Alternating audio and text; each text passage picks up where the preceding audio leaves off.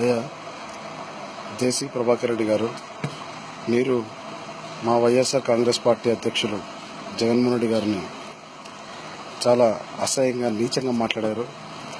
మీరు ఆ మాటలు ఎలా మాట్లాడారు అనేది మిమ్మల్ని మీరు ప్రశ్నించుకోవాలి. మీరు నిజంగా ఎమ్మెల్యేగా ఉన్నారు అన్న విషయం మీరు గుర్తుందా, మర్చిపోయారా?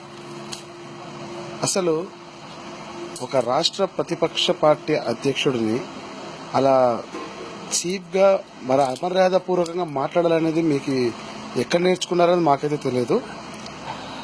మీరు బస్ వ్యాపారాలు కాకుంటే లారీ వ్యాపారాలు చేసుకోండి, ఇంకేదన్నా చేసుకోండి, బాధ లేదు.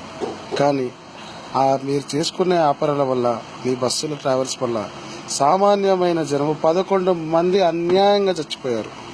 ఆ తప్పు చేసింది మీ డ్రైవర్. సరే, మీ డ్రైవర్ మీద పోస్ట్ మార్టం రిపోర్ట్ చేయాలా వద్దా? డ్రైవర్ తప్పు చేసినాడా లేదా? సరే, పోస్ట్ మార్టం రిపోర్ట్ చేయకుండా మీరు ఎందుకంటే అడ్డుపడ్డారు? ఎందుకు చేశారండి? అంటే మీరు ఏం చేసినా, ఎంతమంది ప్రాణాలు కోల్పోయినా చూస్తూ కూర్చోవాలా? అంటే మీ టీడీపీ నాయకులు కానీ, అధ్యక్షులు కానీ, పార్టీ కార్యకర్తలు కానీ అలా చూసుకుంటూ ఉంటారేమో కానీ, సామాన్యమైన జనాలు అలా జరుగుతుంటే మా అధ్యక్షుడు, మా పార్టీ అధ్యక్షుడు జగన్మోహన్ రెడ్డి గారిని కానీ, మా నాయకులు కానీ, మా కార్యకర్తలు కానీ, మా వైఎస్ఆర్సీపీ శ్రేణులు ఎవరైనా కానీ మేము అలా అన్యాయం జరుగుతుంటే చూస్తూ కూర్చోలేము. అంటే మా జగనన్న గారు అడగడం తప్ప? అంటే మీరు బస్సులు పెట్టి ఎంతమంది ప్రాణాలు కోల్పోయినా, ఏం జరిగినా మిమ్మల్ని ప్రశ్నించకూడదా? ఇది మీరు అన్న మాట ఎంతవరకు న్యాయం? మీరు ఎవరిని చూసుకొని ఇంత విచ్చలవిడిగా మాట్లాడుతున్నారు, విచ్చలవిడిగా వ్యాపారాలు చేస్తున్నారు?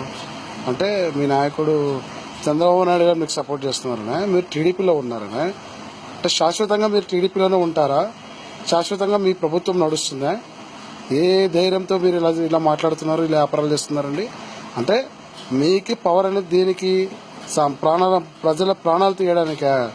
ఈ వ్యాపారాల కోసం పవర్ని యూజ్ చేసుకుంటున్నారా? మీరు చేసేది అలాగే ఉందండి.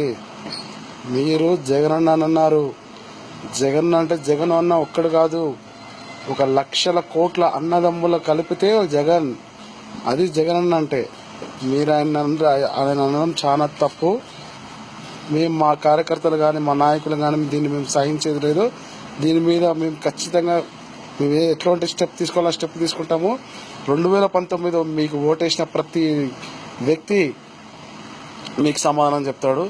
ఈరోజు ప్రతి ఒక్క ఓటరు, మీకు ఓటేసిన ప్రతి ఒక్క ఓటరు తనను ప్రశ్నించుకొస్తున్నాడు. ఇలా ఈ నాయకుడికి మేము ఓటేసింది, ఇలాంటి వ్యక్తులకు ఓటేసామా అని వాళ్ళే ఈరోజు ఆలోచించే ప్రసక్తి మీరు తీసుకొచ్చారు.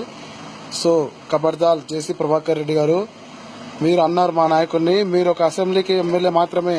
మా నాయకుడు ఒక రాష్ట్ర పార్టీ అధ్యక్షుడు, ఒక ప్రతిపక్ష నాయకుడు. సో మా అన్నని మీరు అన్నారు, గుర్తుపెట్టుకోండి. దీనికి 2019 జవాబు మీకు దొరుకుతుంది. కాబట్టి మీరు అసలు ఎమ్మెల్యే కాదు కదా, ఒక కార్పొరేటర్ కూడా మీరు అర్హుడు కాదు. మీరు అర్హుడే కాదు. ఆ 11 మంది ప్రాణాలు పోయి, ఆ 11 మంది కుటుంబాల సభ్యులు ఈరోజు ఎంత బాధపడుతున్నారో మీరు చూసారా? అంటే మీరు ట్రావెల్స్ గురించి ఒక ప్రతిపక్ష నాయకుడు మాట్లాడితే మీరు ప్రెస్ మీట్ పెట్టి మాట్లాడతారు. అదే చనిపోయిన కుటుంబాలు, ఒక్క కుటుంబాన్నైనా మీరు వెళ్ళి పలకరించారా? అడిగారా? తెలుసుకున్నారా? ఏం చేస్తున్నారండి మీరు? ఒక ఎమ్మెల్యేగా మీకు బాధ్యత లేదు? ప్రజాప్రతినిధి నాయకులు కాదు మీరు? ప్రజల గురించి మీరు ఆలోచించేది ఇదా? 11 మంది ప్రాణాలు పోతే చూస్తే ఇలాగే ఊరుకుంటారా? కాబట్టి మీరు చేసింది కరెక్ట్ కాదు. ఈరోజు మీరేంటి అనేది ప్రజలకంతా అర్థమైపోయింది.